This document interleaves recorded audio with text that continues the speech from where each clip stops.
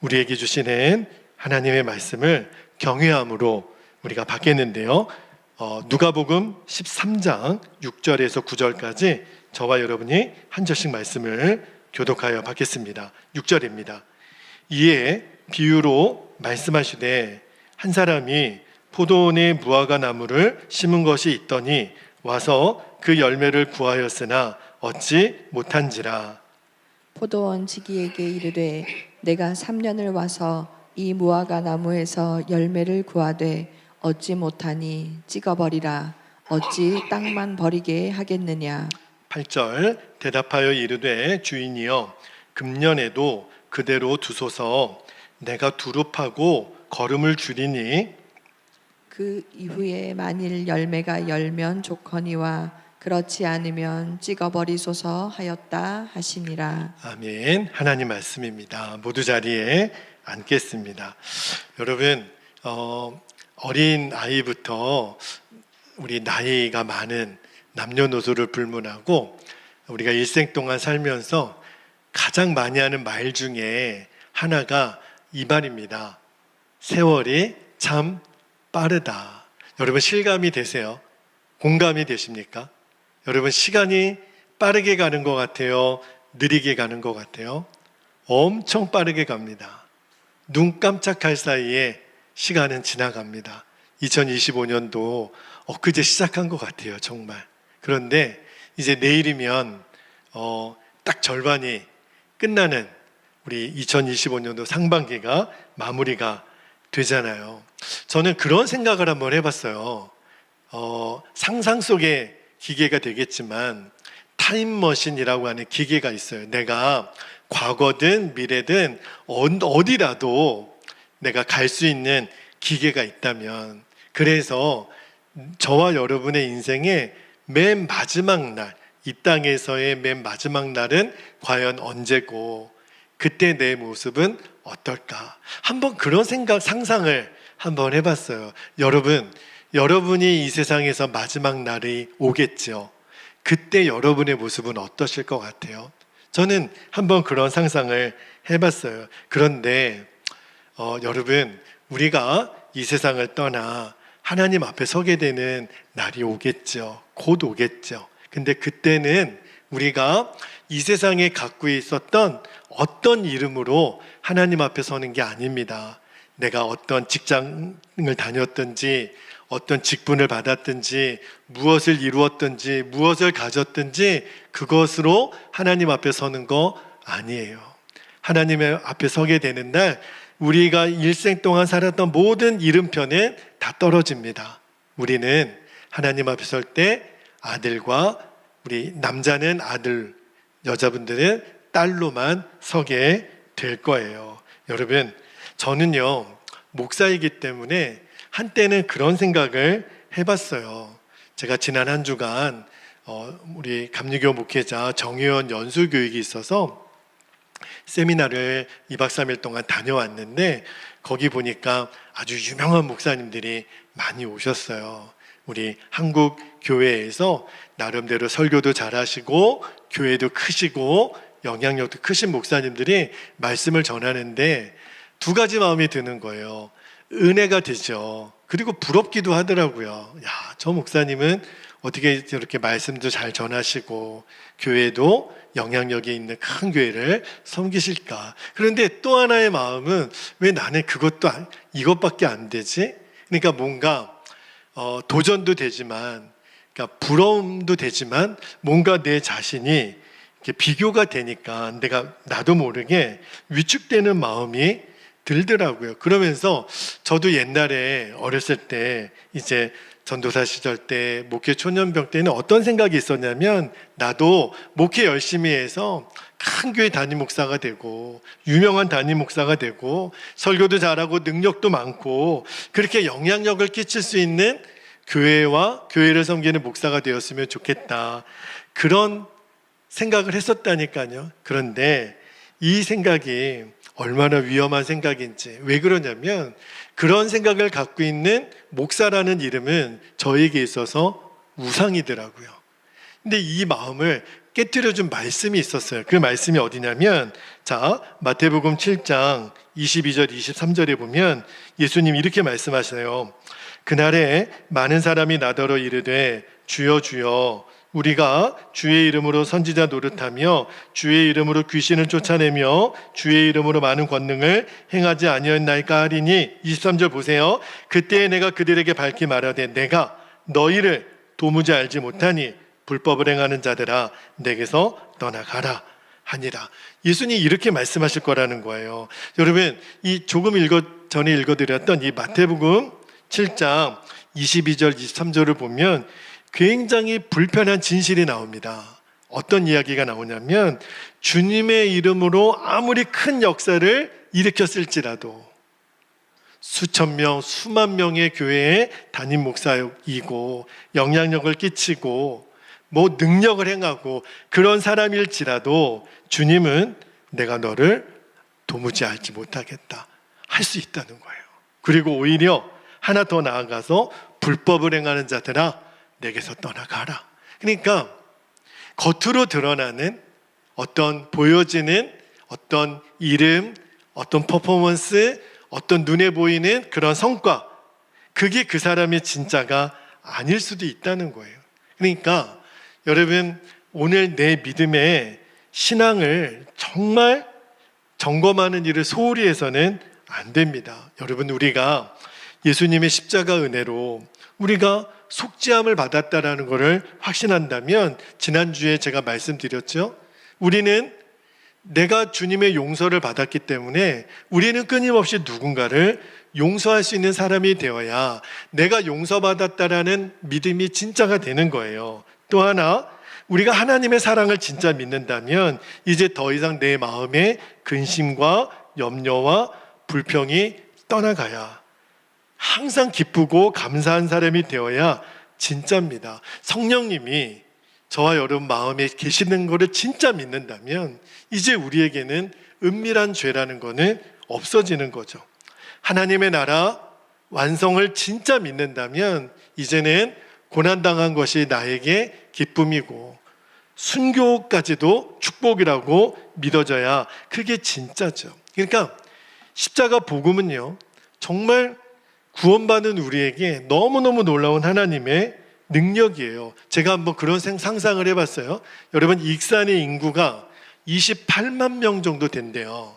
근데 그 중에 한 10,000명만, 그러니까 28만 명 중에 10,000명만 원수도 사랑하고 용서하고 마음에 두려움과 염려가 없고 불평불만 없고 항상 기뻐하고 은밀한 죄도 없고 고난도 두려워하지 않고 오히려 고난을 축복이라고 여기는 10,000명만 있다면 익산이 어떻게 될까요?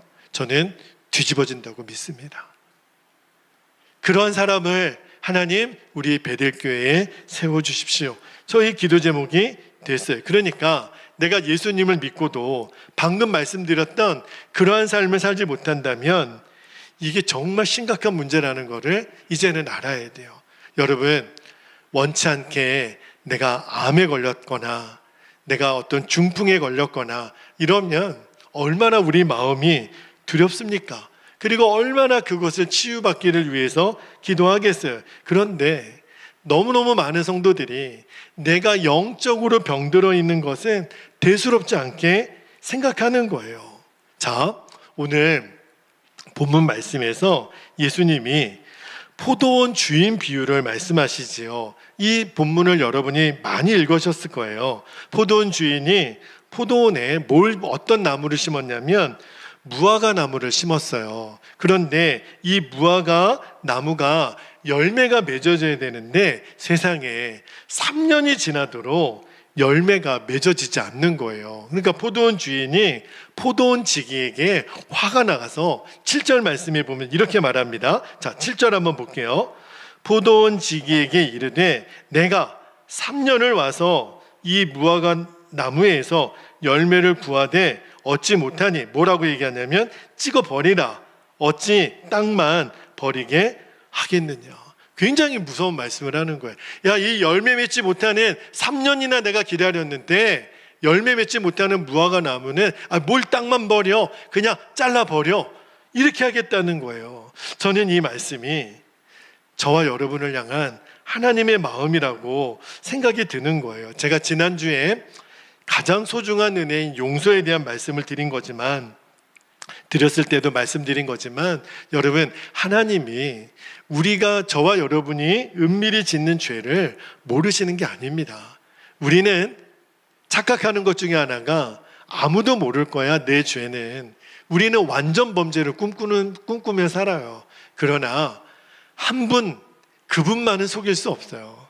하나님은 속일 수가 없습니다. 그런데 우리는요, 사람에게만 들키지 않으면 내가 지은 죄를 대수롭지 않게 여기고 지나가요.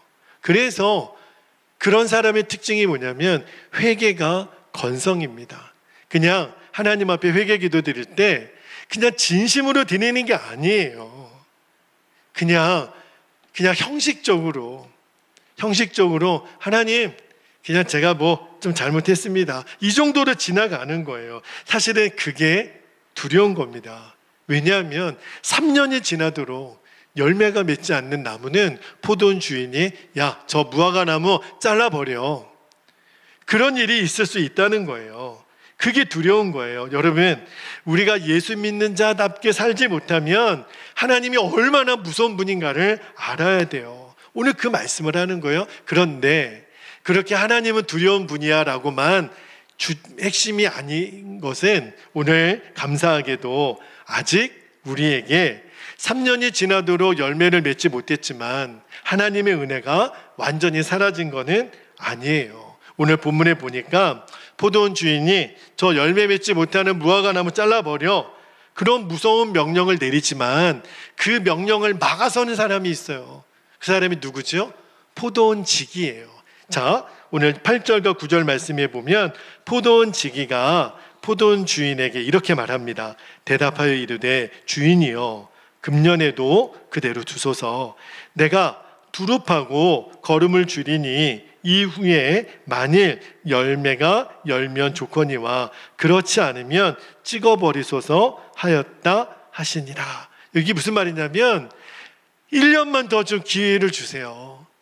내가 열심히 파고 거름도 줄 거예요. 만약에 1년이 지나서 그때도 열매를 맺지 못하면 그때 잘라버리셔도 됩니다. 대신 지금은 유예 기간을 좀 주세요. 지금 포도원 주인의 그 엄한 분노를 막아서는 이 포도원 지기가 누굴까요? 바로 예수님이세요.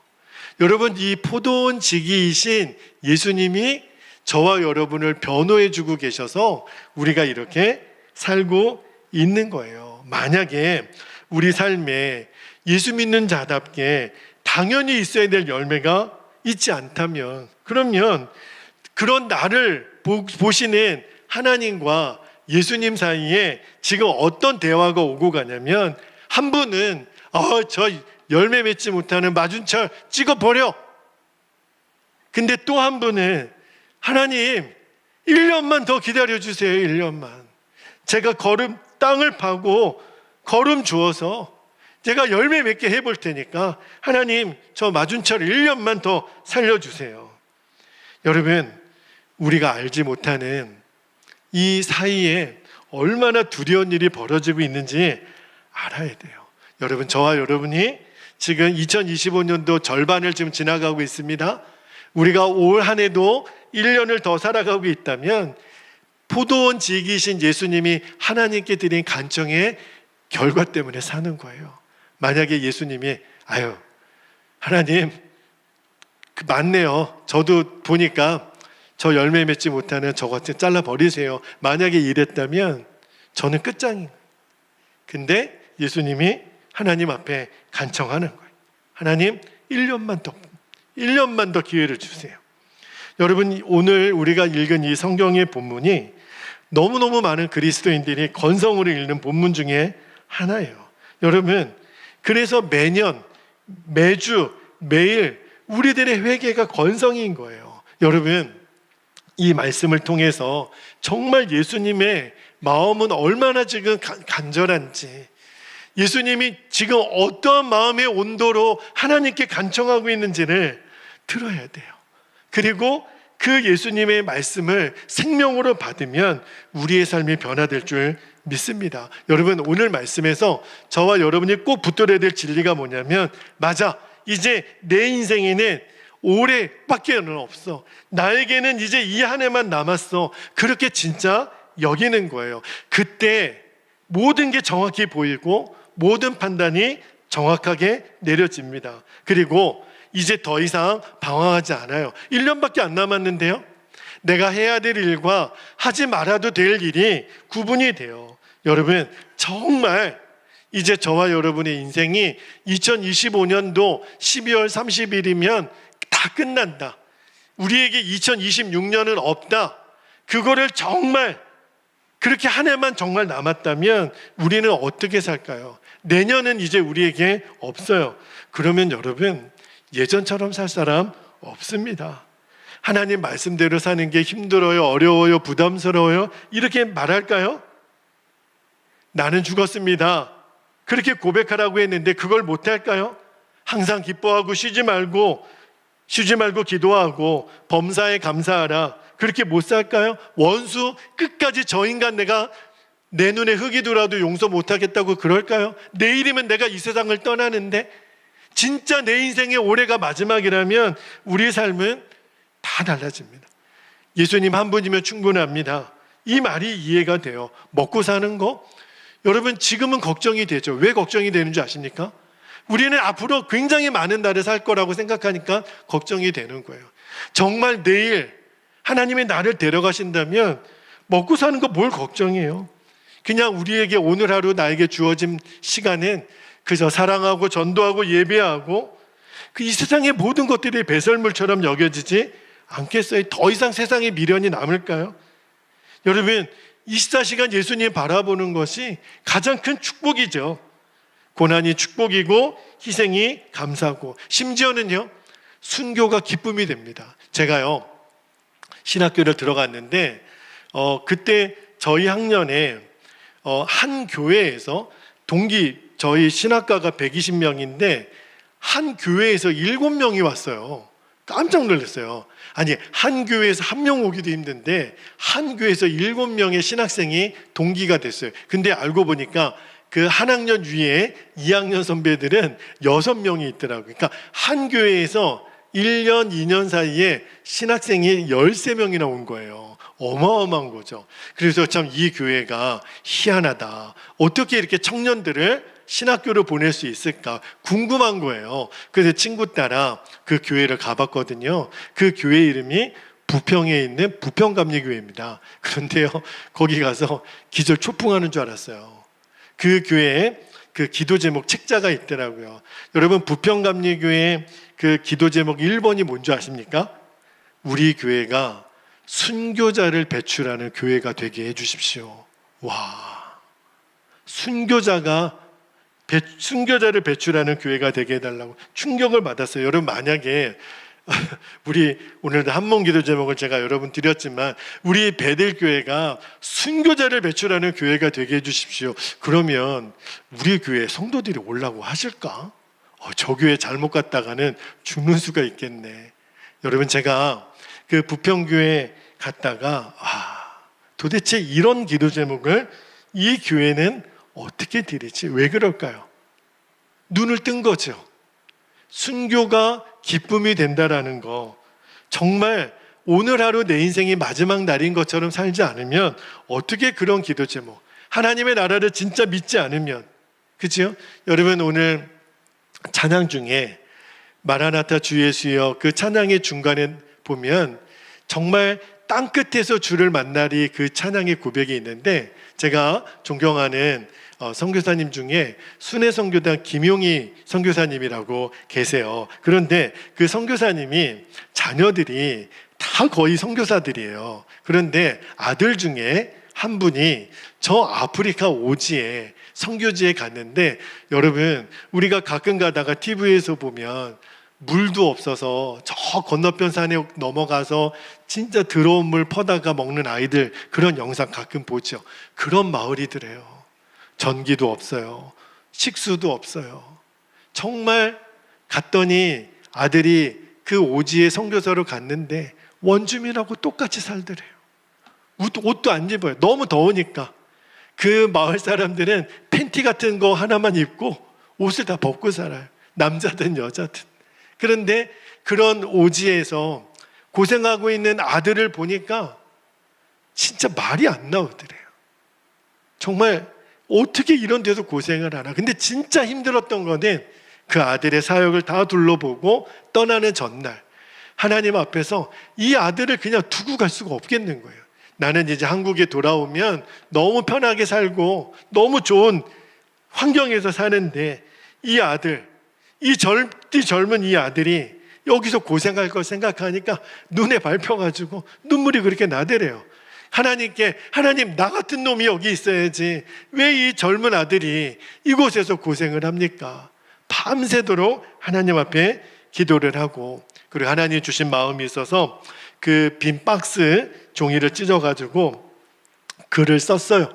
그리고 그 아들에게 손을 쥐어주고 눈물로 비행기를 타고 오셨다 그래요. 한참 지나서 이제 가족 모임이 있는 날 그 오지에 있는 선교사 아들이 아버지에게 이렇게 이야기를 하더래요. 아버지, 그때 아버지가 이 아프리카 이 나라에 오셔서 저에게 박스 종이로 써주시고 가신 거 있죠. 아버지 뭐라고 써주셨는지 아세요? 그때 김용희 선교사님이 그 아들에게 이렇게 쓰셨어요. 아들아, 우리 땅 끝에서 죽어 하늘나라 한 복판에서 만나자. 그러셨다는 거예요.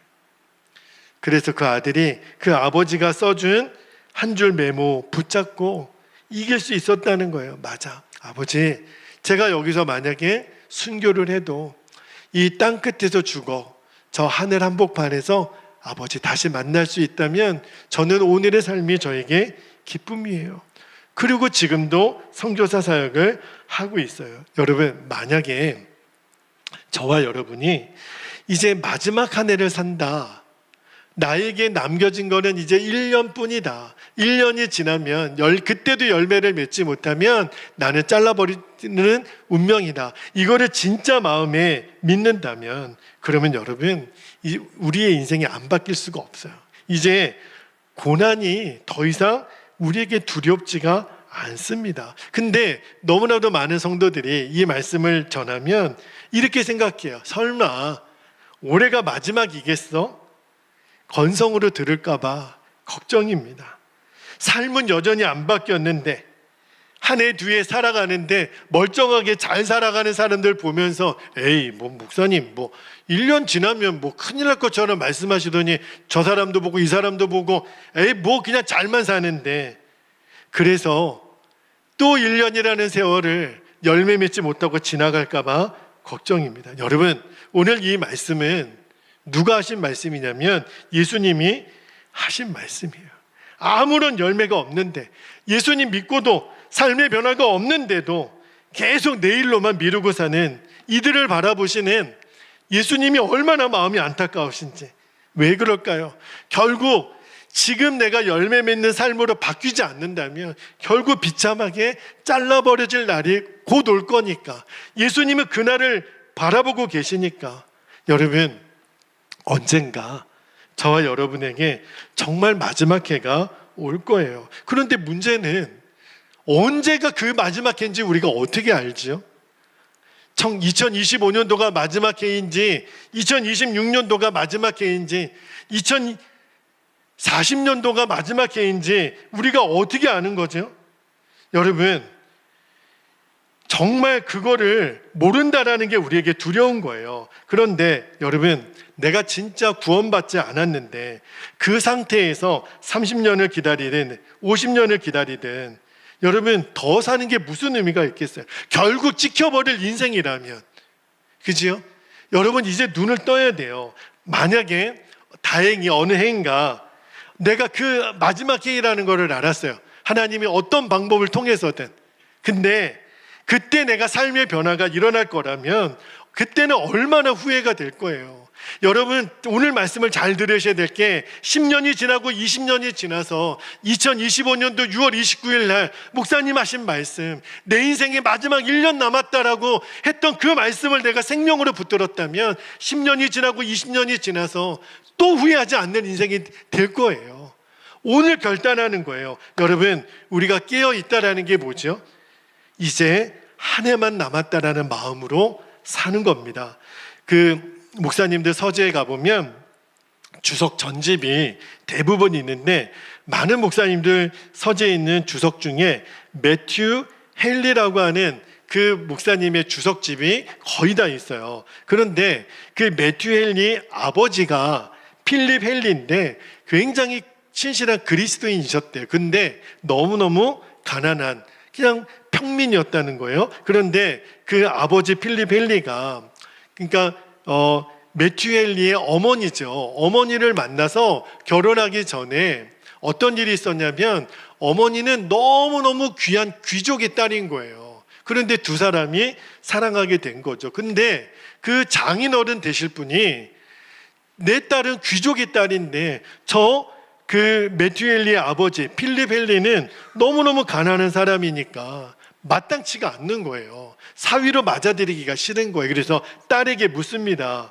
뭐라고 얘기하냐면, 이 사람 필립 헨리는 어디 출신이냐? 이 말은 그는 무슨 공부를 했고 어떤 집안이며 어떤 가문이며 어떤 능력이 있으며 돈은 얼마나 많으며 이걸 물어본 거예요. 근데 그때 그 딸이 불후의 명답을 합니다. 아버지, 저는 그분이 어디 출신인지는 잘 몰라요. 그러나 제가 확실히 아는 사실은 그가 어디로 가고 있는지는 압니다.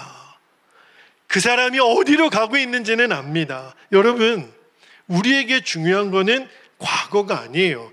여러분이 나이가 몇 살이든 어디서 사셨든 지금 하는 일이 무엇이든 그게 우리의 인생에서 진짜 본질이 아니에요. 나는 지금 어디로 가고 있느냐, 그거를 아는 사람인가가 중요한 거예요. 여러분, 한번 생각해 봅시다. 내가 단순히 1년 남았다고 생각하면, 내 인생에 1년 남았다고 생각하면 진짜 삶이 변화될까? 아마 의심하는 분들도 있을 거예요. 잘 믿어지지 않을 거예요. 왜냐하면, 아니, 그렇게 쉽게 변화될 것 같으면 진작 됐겠지. 내 나이가 이제 60이고 70이고 이 긴 세월을 내가 예수 믿었는데 하나도 안 변하던데, 될 것 같았으면 진작 됐겠지. 한 해 더 기다린다고 무슨 변화가 있겠나? 혹시 그런 마음에 의심이 드는 분들 있다면 오늘 말씀을 잘 들어보세요. 오늘 포도원 지기가 포도원 주인에게 금년에도 그대로 두소서 간청할 때, 여러분, 그 1년간은요 누구에게 주어진 1년이죠? 무화과 나무에게 주어진 1년이 아니에요. 여러분, 잘 아셔야 돼요. 포도원 지기에게 주어진 1년인 거예요. 잘 보세요. 자, 8절 9절에 중간 부분만 다시 한번 읽어볼게요. 내가 두루 파고, 여기서 내는 예수님이에요. 예수님이 두루 파고 내가 걸음을 줄이니 이후에 만일 열매를 열면 조커니와. 이게 무슨 말이냐면, 예수님이 하나님을 잘라버리겠다라고 하는 하나님을 막아서면서, 하나님, 저 맞은철이 중요한 게 아니라 내가 저놈을 한번 붙들어 볼게요. 내가 1년 동안 열매를 맺도록 수고해 볼게요. 예수님이 책임지겠다는 거예요. 여러분, 우리가 믿는 예수님은 저 먼 하늘나라에서, 먼 발치에서 우리를 바라만 보시는 분이 아니라 우리 안에 오셨어요.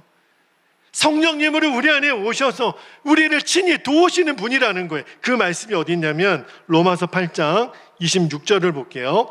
로마서 8장 26절에 이와 같이 성령도 우리의 연약함을 도우시나니 우리는 마땅히 기도할 바를 알지 못하나 오직 성령이 말할 수 없는 탄식으로 우리를 위하여 친히 간구하시느니라. 그런데 우리는 이런 질문을 할 수 있죠. 아니, 그러면 예수님 왜 작년에는 안 하셨어요? 내가 베델교회 처음 나온 해에는 왜 안 하셨어요? 여러분, 삶의 변화를 그러면 주님이 이루시는 거네.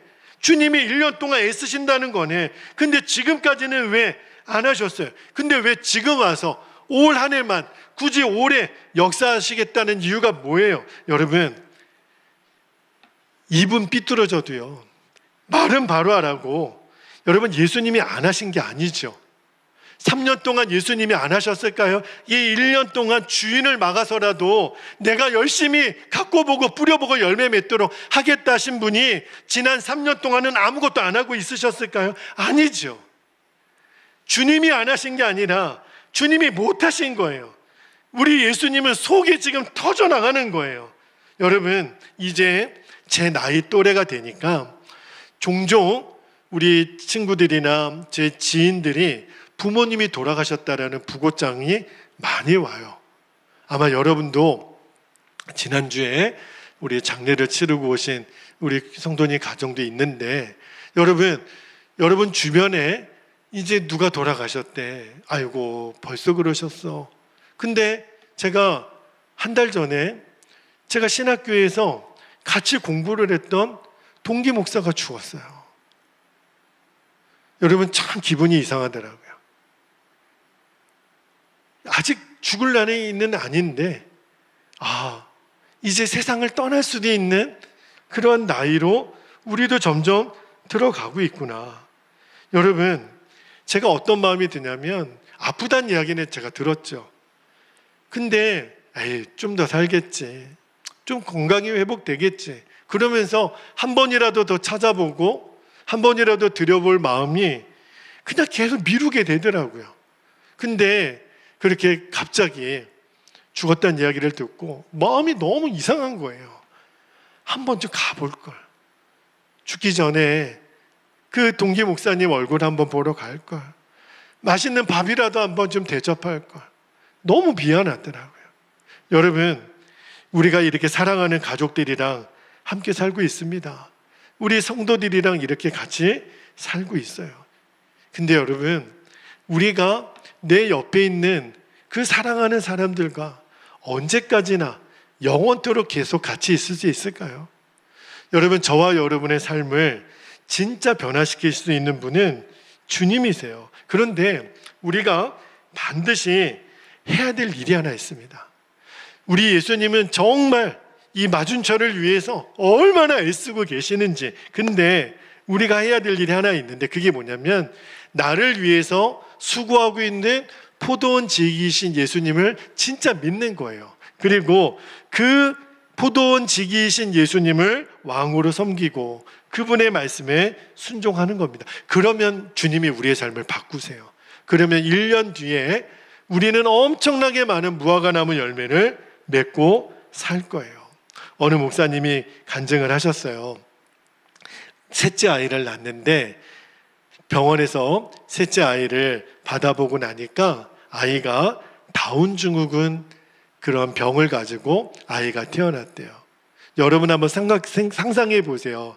내가 아이를 낳는데 아이가 평생 짊어지고 가야 될 장애를 가지고 태어났다. 와, 눈앞이 캄캄하더래요. 태어는 났는데 아이가 다운 증후군. 하나님이 막 원망이 되더래요. 하나님, 나를 사랑하신다면 왜 이런 일을 주셨습니까? 근데 며칠을 그렇게 고민하고 또 가슴 아파하는데 하나님이 그런 마음을 주시더래요. 너는 너의 인생의 진짜 기쁨의 이유가 내가 아니었구나 하는 마음을 주시더래요. 그리고 한번 자기 자신을 돌아봤다는 거예요. 나는 언제 기쁘지? 내가 언제 나를 구원하신 예수님 때문에 기뻐한 적이 있었나? 내 안에 오신 예수님 때문에 나는 기뻐했던 적이 있었나? 나는 일이 잘 되고 목회가 잘 되고 사업이 우리 성도들이 잘해주고 이러면 기뻤지, 나는 언제 한번 예수님 때문에 기뻤나? 주님이 물으시더래요. 너의 기쁨의 이유가 내가 아니었구나. 목사님이 막 눈물이 나더래요. 그리고 막 회개가 되더래요. 그러면서 하나님이 어떤 마음을 깨닫게 해주셨냐면, 하나님, 이 아이가 우리 가정에 태어나게 해주셔서 감사합니다. 그렇게 기도가 바뀌더래요. 왜냐하면 만약에 예수 믿지 않는 어느 가정에서 이 아이가 태어났는데 그 부모가 이 아이를 포기할 수도 있잖아요. 그래도 예수 믿는 가정이니까 절대로 낙태나 아이를 해야 하는 그런 일은 선택하지 않을 거를 아시니까 하나님이 우리 가정에 주셨다라는 게 그렇게 믿어지고 나니까 감사가 되더래요. 그리고 이 아이는 하나님이 우리 가정에 주신 선물이구나, 그렇게 깨달아지더래요. 그런데 다음날 교회 어느 권사님이 목사님을 향해서 이렇게 얘기를 하시더래요. 목사님, 하나님께서 우리 목사님을 정말 사랑하시는가 봐요. 근데 그 권사님은 진심으로 축복해 준 거예요. 그러니까 이 목사님이 맞구나, 이 아이는 우리 가정에 주신 하나님의 선물이구나. 그래서 그 셋째 아이를 볼 때마다 더 하나님께 감사가 되더래요. 그런데 문제는 사모님이세요. 사모님이 너무 힘든 거예요. 내 10개월 동안 고생해서 낳은 아이가 너무 심각한 질병을 가지고 태어났는데, 근데 문제는 이 다운 증후군 아이를 낳았지만 슬퍼하거나 괴로워할 수도 없는 거예요. 왜냐하면 우리 교인들 중에, 성도들 중에 이런 장애를 둔 교인들이 많은 거예요. 그러니까 그 교인들 앞에서 내 아이가 다운 증후군 아이라고 슬퍼하지도 못하겠다는 거예요. 왜? 성도들이 많으니까. 게다가 또 하나는 먼저 태어난 두 아이들이 있잖아요. 이 아이들 앞에서 셋째 때문에 슬퍼할 수가 없는 거예요. 이 아이들이 상처받으면 어떡해요? 우리 동생 때문에 엄마가 힘들어하는구나. 그러니까 이 사모님은요, 어느 누구에게도 힘들다고 내색을 못하는 거예요. 교인들에게도, 자식들에게도, 남편에게도. 그러니까 너무 힘들죠. 하나님께 물었대요. 하나님, 이것이 나를 위한 하나님의 선한 계획인가요? 그런데 하나님이 이 사모님에게 정말 환상 같은 그런 깨달음을 하나 주시더래요. 그 딸이 이제 태어난 아이의 누나가 되겠죠. 근데 6살 때인가 엄마인 사모님이 딸아이에게 선물을 줬는데 딸이 싫다고, 마음에 안 든다고 막 던지면서 울면서 때를 쓰는 생각이 나더래요. 그러니까 엄마인 사모님이 야, 이게 너에게 좋은 거야, 너에게 딱 어울리는 거야. 근데 딸아이는 싫다고, 엄마 나 싫어, 다른 거 사줘, 막 그렇게 떼 쓰는 모습을, 그 힘들어했던 경험이 떠오르면서 내가 그 6살 딸하고 내가 똑같은 수준이구나 하는 것이 깨달아지더래요. 하나님은 나에게 너무 놀라운 선물을 주셨는데, 그 막내가 그 선물이죠. 그런데 내가 원하는 것과 다르다고 슬퍼하고, 교인들, 다른 사람들 눈치 볼까 봐 말도 못하고 괴로워하고, 내가 절망 속에 있었던 내가 6살 된 딸하고 다를 게 하나도 없구나, 그게 깨달아지더래요. 나를 향한 하나님의 계획은 언제나 완전한 선하신 거를 내가 믿지 못했구나. 이 아이는 지금은 알 수 없지만 이 아이는 하나님이 내게 주신 정말 선물이고 축복이구나. 그래서 하나님께 소망을 둔다는 게 뭔지, 하나님의 사랑을 배우는 시간이 됐다는 거예요. 그러면서 감사하고 그 시간들을 이겨냈노라고. 저는 이 목사님 내외 간증이 너무너무 귀하더라고요. 여러분, 2025년도 이제 딱 절반이 지났습니다. 얼마 전에 하지가 지났더라고요. 그러니까 낮이 제일 길었던 시간이 지난 걸 보면 이제는 조금씩 낮의 길이도 짧아지겠죠.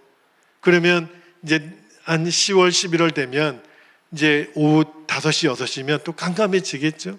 그러면 우리는 곧 12월 31일을 맞겠죠. 여러분, 똑같이요, 이제 눈 깜짝할 사이에 저와 여러분의 인생의 마지막 날을 맞이하게 될 겁니다. 우리 인생의 마지막 날도 그렇게 오는 거예요. 그래서 여러분, 오늘 올 한 해 상반기를 마무리하면서 꼭 우리가 붙잡고 싶은 마음은 이겁니다.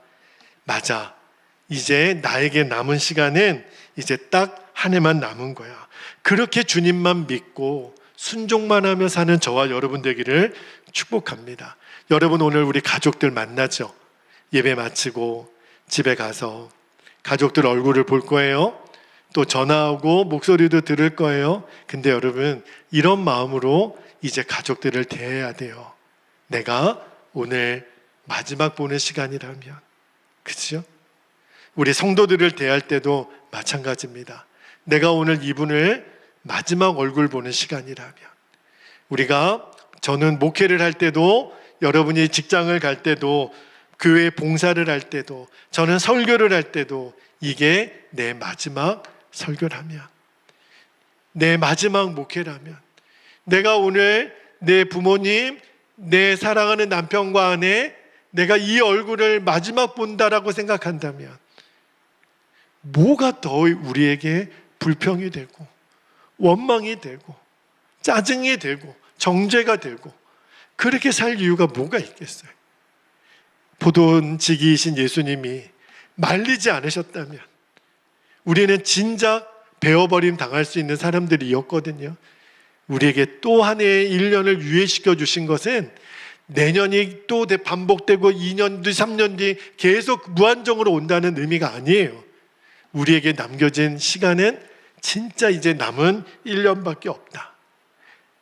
매일매일 그 마음으로 살아갔으면 좋겠어요. 여러분 정말 그런 마음으로 상반기를 마무리하고 이제 우리가 새로운 하반기를 시작할 수 있는 은혜가 있기를 주님의 이름으로 축복합니다. 이제 우리 함께 기도하겠습니다. 두 가지 기도 제목을 붙잡고 기도할 텐데, 첫 번째는 내 마지막 남은 한 해는 오직 주님을 믿고 주님을 왕으로 섬기고 순종하는 삶이 되게 하옵소서. 두 번째입니다. 다시 허락받은 거예요, 여러분. 우리는 매번 반복되는 거 아닙니다. 겨우겨우 또 한 번 다시 허락받은 한 해의 삶을 통하여 하나님이 기대하신 열매를 맺는 삶을 사는 거예요. 그렇게 우리 가족들을 대하고, 그렇게 우리 성도들을 대하고, 내가 만나는 사람들을 대할 수 있기를 주신 말씀을 붙잡고, 기도 제목을 붙잡고 주의 이름을 간절히 부르고 통성으로 기도하겠습니다. 주여